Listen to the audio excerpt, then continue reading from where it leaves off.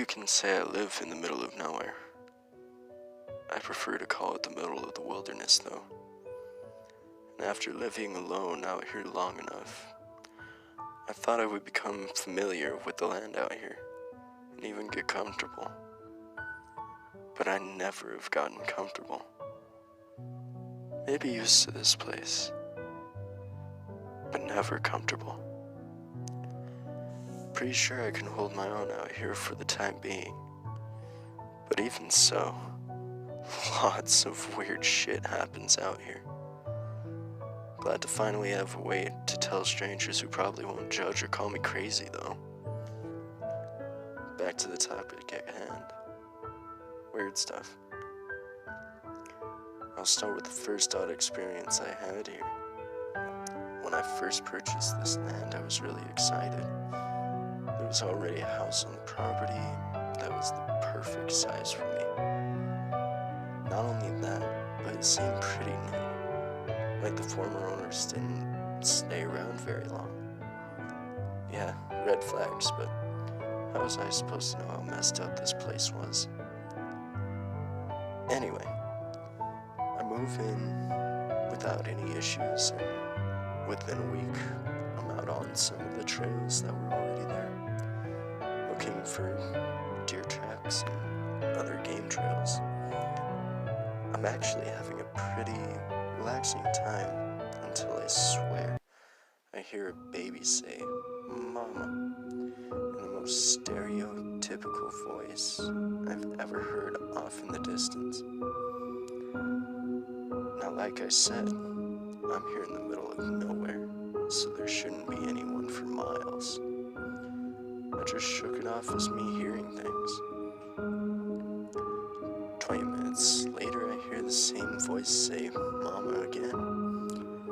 Only this time it's 40 yards away, on the other side of some trees and brush. It didn't even sound like a real baby. It just sounded like some disturbed dude. Of course, at this point, he is definitely on my property as well. I start making my way through the undergrowth. Then when I'm sure I'm about to hit where he was, the brush clears out to a clearing, and I finally get a glimpse of the man. He was butt naked and halfway behind a tree and flaunting a huge smile while his eyes stayed kinda squinty. He was also pretty skinny, as I could see his ribs. Now usually you hear people say that at this moment my blood ran cold, but honestly mine didn't. I was looking at some butt naked crackhead trespassing on my property. He decided to let out another "Mama" during the silence when I was trying to figure out my next move. So I promptly responded with a hearty, "What the actual fuck are you doing?" That's when he decided my next move for me. He started running at me, and I might have run away if he hadn't been so scrawny. So when he reached me with that big smile and looked like he was about to grab me, I punched him in the throat. It was a good punch. I was proud of it, honestly. It would have kept any normal man on the ground for at least a minute. This is when I got the first hint that this wasn't a normal man. While I was standing there, proud of my Mike Tyson level haymaker, the guy immediately got back to his feet.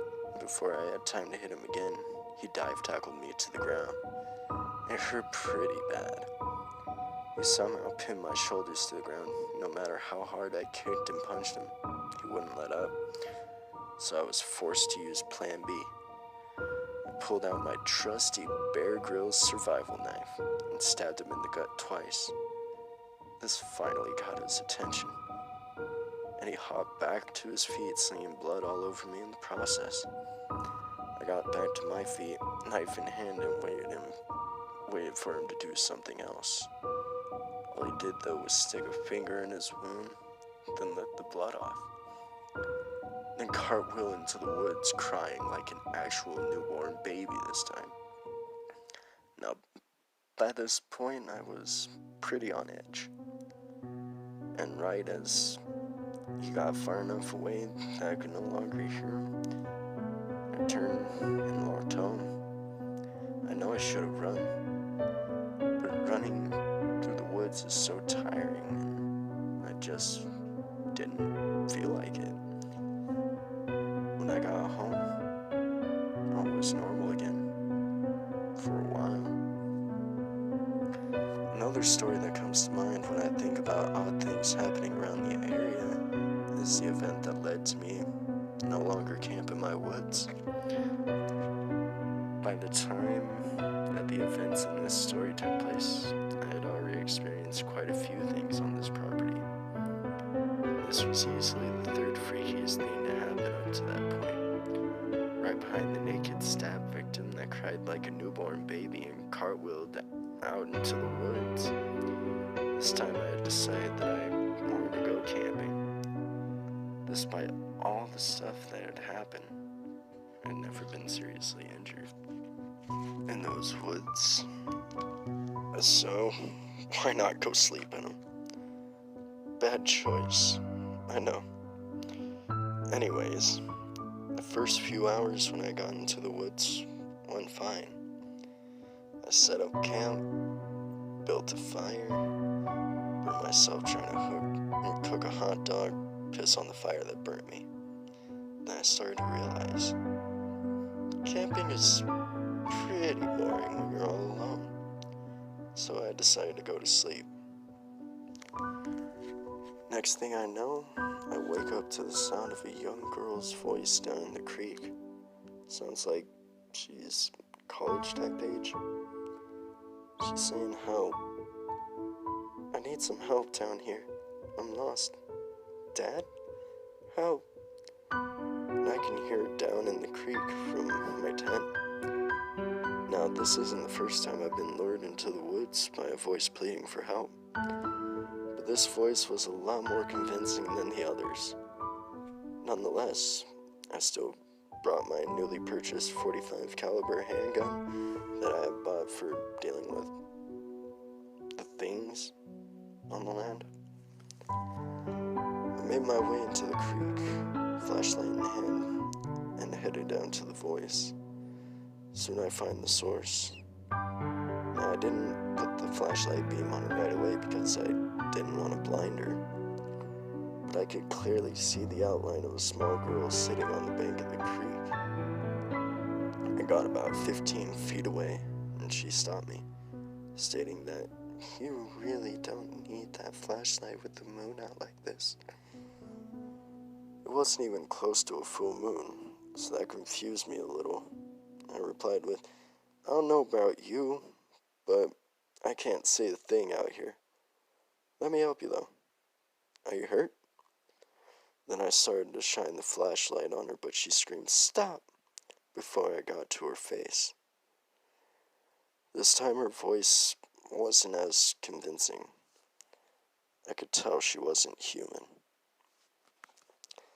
Now, what you guys need to realize is that I'm not a badass, and I'm not trying to sound cool or tough, but ever since something happened 3 years ago, the same event that caused me to move out here, I don't respond to situations the same anymore. Maybe I'm not scared of death anymore. Maybe I'm mentally unstable. Maybe I'm weird. But when I established that this thing wasn't human, I started to smile. It fooled me. Got me out here in the woods, in its domain. I was probably going to make an attempt on my life. But I might as well piss it off a little. So I flicked my flashlight up and revealed its face. It actually was a girl. Sort of. She was super pale and had abnormally large eyes that were completely black. When the light hit her face, her head snapped forward and made eye contact with me, and her jaw dropped open 3 times larger than any human could. And then she screamed. It was loud. like inhuman loud. Sounded like a girl's scream, but as if it were being played through massive speakers to make it ear-splitting. Then I felt something closing around my neck. She hadn't moved, but was somehow choking me, still screaming. I've realized while living here that the entities that can hurt you can also get hurt themselves. Now, most of them are tough as nails, but they can be hurt. This memory went through my head just as I felt something warm dripping on my neck, and my left ear went quiet. Busted eardrum. I aggressively threw my flashlight at the bitch, and it connected with what I assumed was her eye. I couldn't tell for sure because I didn't have a flashlight. And yes, I forgot to use the gun. It was new, and in the current life or death situation, I forgot I had it. Luckily, this girl wasn't one of the tough ones, and I felt the grip on my neck loosen, and her scream stopped. No sooner had I taken my first breath when she bent over backwards possession style and sprinted into the woods in reverse. When I finally caught my breath, I slowly walked by to my campsite and went to sleep in the tent.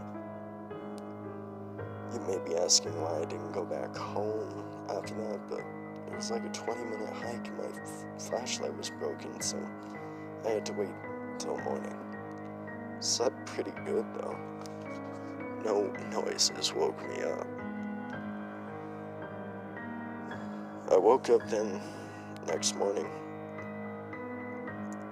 expecting my ear to be killing me, but miraculously, it was completely back to normal. I later figured out that it was the lady in the tree who fixed my ear. That's a story for another time. That morning, I just packed up everything and headed back home. Only thing that got messed up was my flashlight, so I wasn't even that disappointed in the trip. I still don't camp out there anymore because no matter how weirdly wired I am, that girl really did freak me out a good bit, and I'm sure she's still out there. What you will notice so far is that these entities aren't really very effective killers, but that doesn't go for everything out there. I can't tell you all about the property without mentioning Skinny. Fuck Skinny. I understand that skinwalkers are a common topic on the horror scene at the moment. And from what I can tell, I think that's the creature I'm dealing with. But I could also be wrong, because if this is a skinwalker, it's advanced to another level. Not only does it imitate voice, it imitates appearance. And it really wants me dead or gone. I like to call it Skinny. I think it pisses him off though. And when I say his name, I say it loud. Because especially at night, I know he's listening. I've lived here for 3 years now, and he's been harassing me for about a year. He's good. One of the smartest things to come after me so far. The only one that can seem to almost get in my head. He tries to lure me out, not by pretending to be someone in trouble like other imitators I've dealt with before. He's aware that stuff doesn't work on me anymore. No. He tries to piss me off. He wants me to try to kill him. The problem is, we both know I probably can't. One time he got me though. I was watching a documentary about veteran suicide. It's a terrible topic. I'm a supporter of our armed forces, and I think it's terrible that our government doesn't take better take care of the vets that risk everything overseas so we don't have to.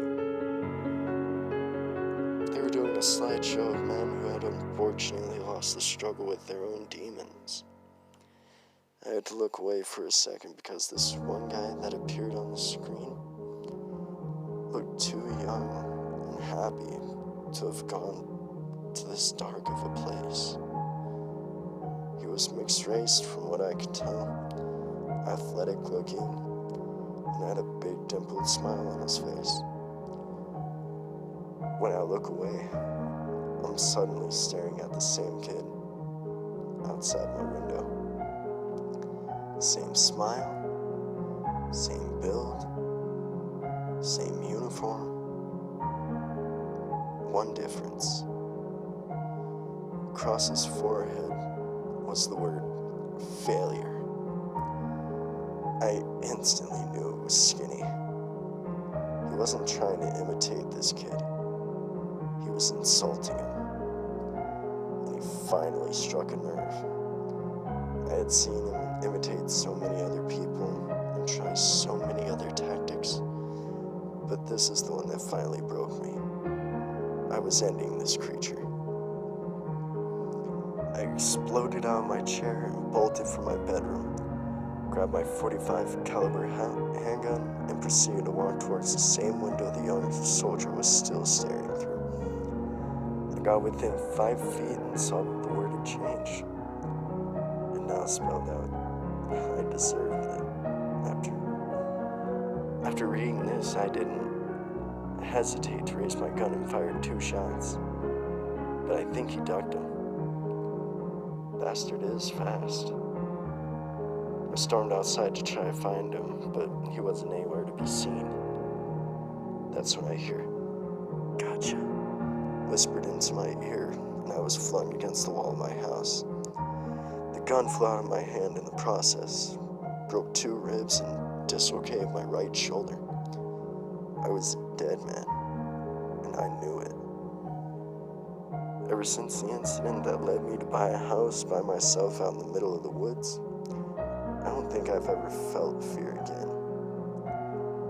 Something is wrong with my head, but I did feel defeat. I fell for his trap. I know he's probably going to kill me. As these thoughts passed through my brain, I passed out from the pain. And the concussion, probably. Then for some reason that I still don't understand, I woke up. It was bright outside, and I was covered in blood and in more pain than I had ever been in my entire life. But I was alive. Why was I alive? I struggled to stand up with my right arm hanging loosely at my side, and I soon noticed the words carved into the outside wall of my house. Next time. Fuck Skinny. Ever since I got back from the hospital, I told the doctors I fell off of a roof. I've been trying to find ways to deal with or kill a skinwalker. If there is a way, or if he's even a skinwalker. He beat me. I'm usually pretty lighthearted with most of my experiences, no matter how intense they are. But I just can't with this one, because if I lose to Skinny again, I guess I'll be signing off for good. Be careful out there. And don't be fooled like me. There isn't always a next time. But hey, I'm not dead yet, so maybe there will be a next time. I plan on writing down more of my experiences in the future, so keep your eyes peeled for those. Until next time, Cole signing off. Hey guys, Infinite Creeps here. If you enjoyed that video, please like and subscribe. We should have part 2 coming out next week. See you then.